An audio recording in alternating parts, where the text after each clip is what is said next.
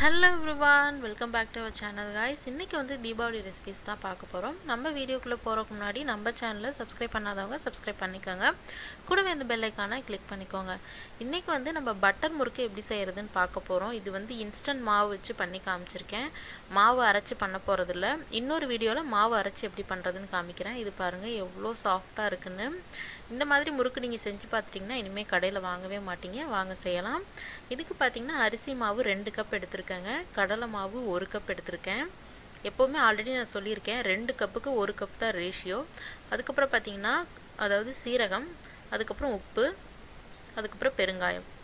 இது பாத்தீங்கன்னா வெண்ணெய் வந்து நான் ஃப்ரிட்ஜ்ல இருந்து 2 மணி நேரத்துக்கு முன்னாடியே எடுத்து வச்சிட்டேங்க. ரொம்ப சாஃப்ட்டான பட்டரா தான் ஆட் பண்ணனும்.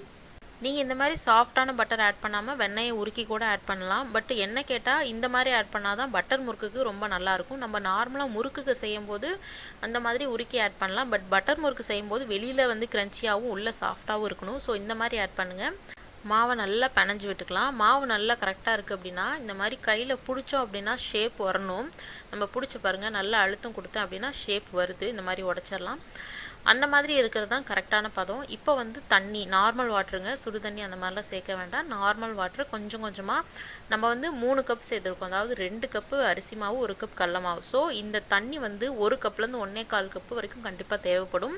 நம்ம உருக்கின வெண்ணெய் சேர்த்துருந்தோம் அப்படின்னா தண்ணி கொஞ்சம் கம்மியாகலாம். பட் நம்ம வந்து நார்மல் பட்டர் சேர்த்துறதுனால தண்ணி கொஞ்சம் அதிகமாக தேவைப்படும். இந்த மாதிரி சாஃப்டாக கையை வச்சு அமுக்கணும் அப்படின்னா உள்ளே இறங்கணும். இந்த மாதிரி பதத்தில் பிணைஞ்சு எடுத்துக்கோங்க. இப்போ கொஞ்சம் மாவு எடுத்து நம்ம முறுக்கு சுற்றலாம். இன்றைக்கி பார்த்தீங்க அப்படின்னா நான் வந்து 3 ஓட்டை இருக்குது, அதாவது 3 ஸ்டார் இருக்குது அச்சு எடுத்திருக்கேன்.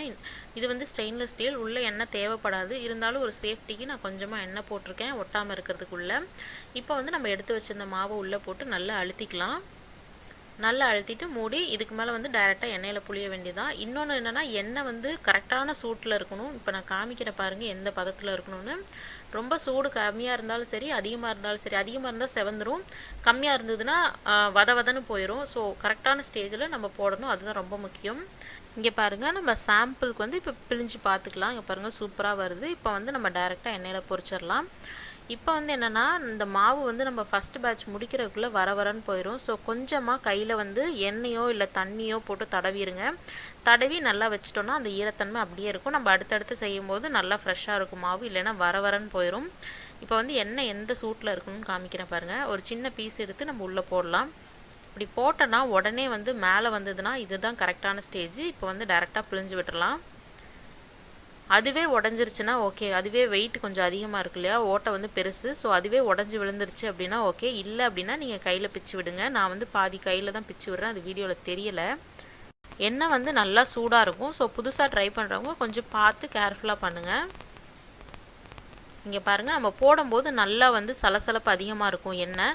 நம்ம வேக வேக அந்த சலசலப்பு வந்து கம்மியாயிரும். அதில் தான் நமக்கு தெரியும். இந்த மாதிரி உள்ளே போட்டதும் பண்ணாதீங்க. நான் வீடியோவில் வந்து கட் பண்ணி வந்து காமிச்சிருக்கேன். பட் வந்துட்டு நீங்கள் வந்து ஒரு 2 மினிட்ஸ்க்கு அப்புறம் தான் இந்த மாதிரி கிளறி விடணும். கிளறி விடலைன்னா ஒரே இடத்துல வெந்துடும், அது செவந்துடும், ஈவனாக வேகாது. பட் வந்து உடனே கிளறி விட்டோம்னா உடஞ்சிரும். ஸோ போட்டதுக்கப்புறமா 2 நிமிஷத்துக்கு அப்புறமா இந்த மாதிரி கிளறி விடுங்க. அப்போ தான் ஈவனாக வேகும். நம்ம போடும்போது இருந்த சலசலப்பு கொஞ்சம் கொஞ்சமாக குறைஞ்சி நல்லா வெந்ததுக்கப்புறம் கம்ப்ளீட்டாக இருக்காது. இந்த பாருங்கள், பபுள்ஸ் வந்து கம்ப்ளீட்டாக வந்து கம்மியாயிரும்.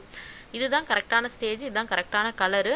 எப்போவுமே பட்டர் முறுக்கு வந்து செவக்கக்கூடாது. செவந்ததுன்னா நல்லா இருக்காது. செவந்ததுன்னா ரொம்ப மொறுமொறுன்னு ஆயிரும். நமக்கு வந்து வெளியில் கிறிஸ்பியாகவும் உள்ளுக்குள்ளே வந்து சாஃப்டாகவும் இருக்கணும் கொஞ்சம். அதுதான் பட்டர் முறுக்கு. ஸோ இல்லை அப்படின்னா நார்மல் முறுக்கு மாதிரி ஆயிரும். இங்கே பாருங்கள், வெளியில் வந்து மொறுமொறுன்னு உள்ள சாஃப்டாக இருக்குது. அவ்வளோதாங்க, நம்மளோட பட்டர் முறுக்கு சூப்பராக ரெடி ஆயிடுச்சு. இதை இந்த தீபாவளிக்கு செஞ்சு பார்த்துட்டு எப்படி இருந்ததுன்னு எனக்கு கமெண்ட்ஸில் சொல்லுங்கள். இன்னொரு இன்ட்ரெஸ்டிங்கான வீடியோவில் நாளைக்கு உங்களை சந்திக்கிறேன். அன்டில் தென் பாய், டேக் கேர்.